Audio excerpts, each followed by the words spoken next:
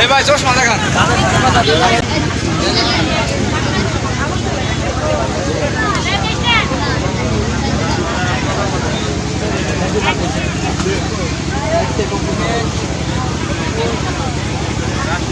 কিরকম হয়েছে ওটাতে?